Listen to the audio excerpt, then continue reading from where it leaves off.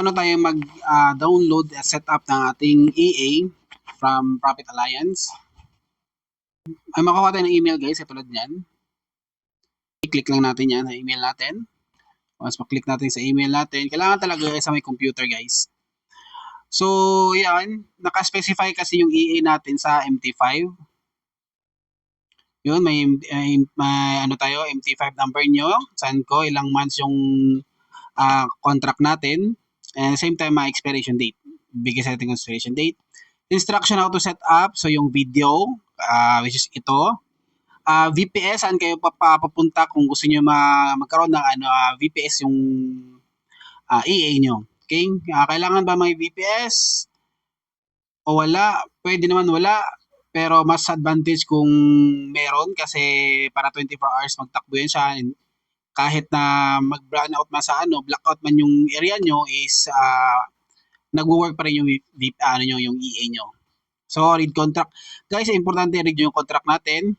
So, ito yung instructions, video. Ito naman yung EA natin. Okay, download nyo lang yung EA.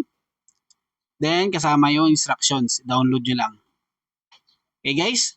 Pag once ma-download nyo na yan, guys, pupunta yan dito sa download folder nyo. Okay? Tulad yan. Okay, may ito yung EA at saka yung default instructions. So, pag once i-click nyo yung instructions natin, so, yan. Okay, important ulit guys. This is the important ulit guys ha. This is the default settings. Ito po yung default settings niya. So, kung may changes man kayo guys sa settings guys, so please read the contract carefully guys ha before changing guys. Para at least naman guys hindi nyo kami i-blame kung bakit nasunog yung trade nyo. Okay, kasi yan ang default settings namin na backtest talaga namin, na-tested namin live, and the same time backtested na yan siya. Paano may pasok yung EA sa tawag dito sa MT4 MT5 natin. So MT5 to guys ha. So for example, this is the MT5. As you can see, meron ako MT5 number 1. Sa MT5 number 1 ko, ito yung last 4 digits ng account. Importante yan siya kasi once mag-o-open tayo is automatically makikita natin yung natin, yung anong account number ginagamit natin dito. So, paano siya mag-install? Punta kayo sa view. Hindi pala sa file. Then, open data folder. Okay, pag once ma-open ang data folder guys, tulad dito, pag Windows 11 kayo, add nyo lang yung plus sign dito. Okay, balik tayo dito sa folder. Punta kayo sa MQL5. Then, export. Then, yung nag-add tayo ng ulitin natin add tayo ng another tab dito. Then, punta tayo sa download folder. Yun, download. Ayan na yung empty. Natin na, MT5 natin na, EA. Right-click natin yan siya, guys. Exclusive ito, guys, sa base sa nyo, guys, MT5 account number. Copy. Sa export, paste. Yun, then pwede natin siya i-close. Then, punta naman tayo sa view. Then, navigation. So, as you can see, wala yan siya dito. As nasa expert advisor na tayo, wala siya. Right-click lang natin expert advisor, then refresh. So, yan na. Yan na siya, guys. Pagkatapos, guys, pwede may double-click or i-drag nyo siya, guys, papunta dito. Okay? Actually, guys, may makukuha pa kayo ng algorithmic confirmation. So, may mag-pop up pa dyan. So, i-click nyo lang dapat yun before siya maglalabas. Okay, ito kasi na-install ko na. Tapos, ulit ako. Okay? Drag niya yan. Then, okay. Pagkatapos, to edit, guys, makita nyo itong tumaliit na guys, sa taas. Right-click nyo lang. Then, properties. Then, pwede na kayo mag-change yung mga settings dito. Yung binigay ko sa inyo na settings. Okay? Before that, guys, before nyo i-start yung natin, yung MT5 natin, yung robot natin, or yung EA natin, punta muna sa tools, option, and then expert advisor. Click natin yan, guys. Okay, expert advisor, click natin algo, then click natin tong algo nito at saka nito. I-uncheck itong disable algorithmic trading when the account has been changed. Yun. Ito check ito. Ito naman ang check. Then, okay. Okay? Ito guys, naka-play ito siya guys. I-off natin. Ito yung algorithm natin guys ha. So, saan yan siya makikita sir? Dito kasi sa taas guys. Ganyan oh. Yan, may algorithm, algo trading. So sa akin nilagay ko lang siya dito banda. So yan, algo trading siya. Pwede siya i-on, off, on, off. Kung wala kayang VPS, pwede naman siya dito. On nyo lang, pabayaan nyo yung computer nyo magtakbo. Okay, pero hindi natin alam, baka mawalan kayo ng kuryente. Tapos at the same time, mawalan kayo internet connection. So, ma-delayed yung entries or ma-delay o hindi mo close yung entry natin. Next, paano naman yung VPS?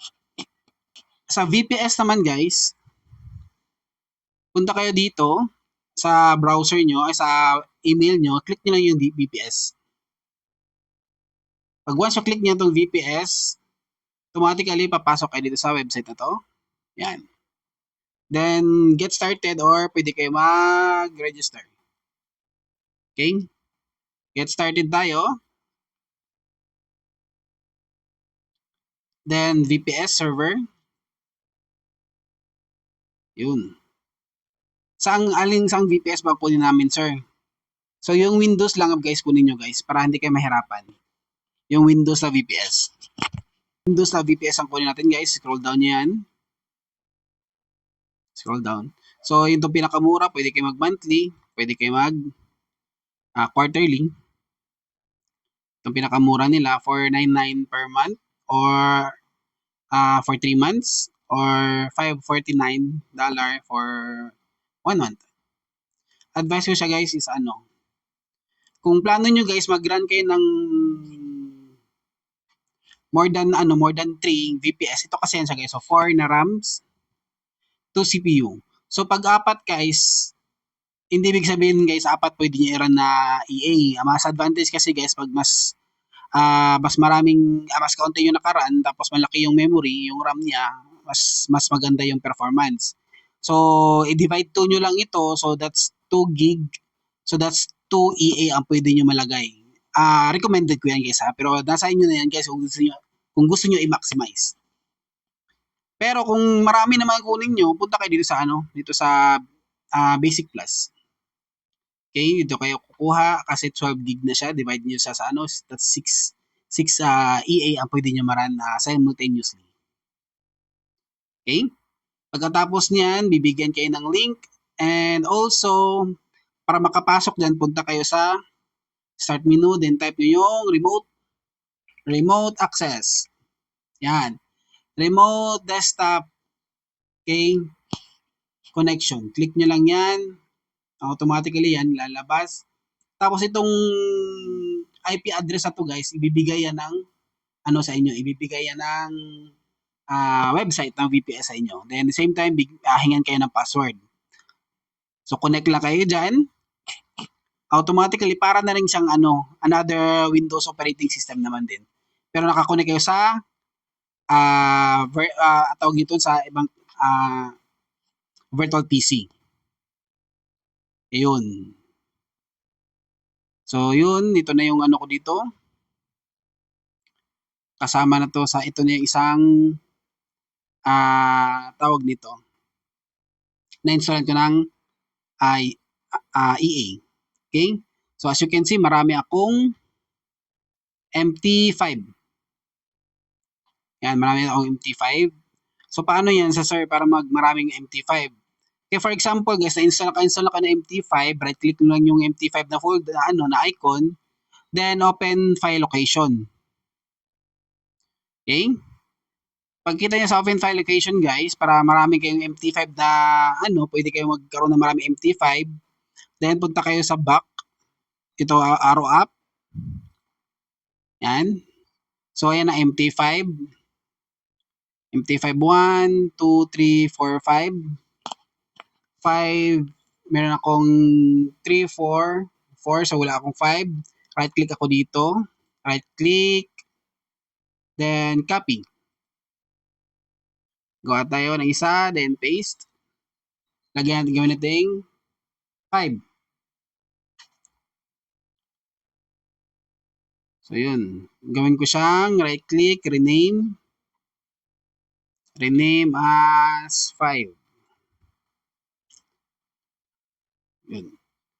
Double-click ko siya guys. Magpasok tayo. Then, right-click tayo sa exe file. Nakalagay ito exe. So, right-click tayo. Then, show more options. Then, create shortcut.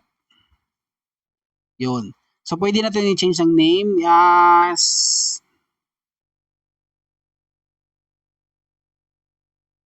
okay, sana yun. Change natin, rename. Ito na, dito guys, ito. Click natin, then ito maglabas, rename ng MT5 na 5. MT5 na 5. Tapos, yung last, guys, yung last 4 digits natin ng account. For example, sa akin is 8418. 8418. Yun. Or pwede ganyan lang, MT5, then last digit. Okay? 8418. Then, i-drag nyo siya palabas.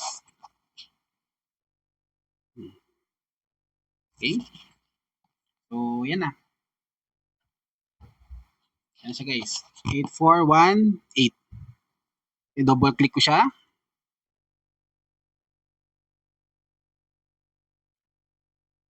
At maglabas na yung isa pang MT5. So, ito guys kaya maglo-loading yan guys kasi mabagal yung nakuha ko na VPS. Pag gusto niyo mas mabilis, yung kuha kayo na yung mas malakas na VPS. So, yan. Okay? So, meron ako another MT5. Cancel ko to. Kita ko sa inyo, dalawa ng MT5 na open ko. So, yun. Isang MT5 na bago at saka ikalawang MT5 na bago. So, makita nyo dito guys, Expert Advisor. Walang laman. Expert Advisor, walang laman. Okay, at saka at the same time, kung mag-add ako, File, Open Data Folder. Up, wala pala. Paano ko siya ipasok guys Paano ko ipasok dito guys kasi wala tayong MT5 dito guys wala tayong EA nalagay. So sir, paano yan siya malagay dyan sir sa virtual si VPS natin? So punta kayo ulit doon sa main nyo na window. Yan makita yan guys, minimize nyo lang yan. So punta kayo sa main window, punta kayo sa folder nyo, right click natin itong natin, yung EA natin, right click, copy. Okay? Pagkatapos balik tayo doon. Yun, nakabalik na tayo. Then, ipi-paste naman natin. Right-click, paste. Yun, ayan na guys. Ayan na guys. Ayan na yung EA natin. So, i-connect natin ito siya guys, dito. Pero ito guys is, iba to yung guys, iba yung EA na to guys, is naka-indicate siya sa 1492. Ito kasi dito guys, is bago ito siya. So, pag once irara natin yung EA dito, hindi siya magfa-function. So, exclusive lang talaga sa MT5. Pero pwede natin siya malagay dito. Open, folder. Tapos, yun. Ulitin natin yung configuration na ginawa natin kanina. MQL5. Expert. Yun. Ang mas madali na lang guys is i-drag and drop na lang natin guys. Okay? So, tignan natin. Yun. Punan natin yan dito. Then, drop. Drop natin dito. Yun. King. Next is Expert Advisor. Right-click natin to. Then, refresh. Yun. Click natin tong arrow nito. Ayan na. Okay, di ba? So, ito guys, magsabi kasi niya maglalabas yung algorithm na i-click natin to. Okay, allow algo trading. Okay. Yun. So, ganun lang yan guys. Ano natin to? maximize natin. Saan ko nalagay yun? I think dito ko siya nalagay sa isa.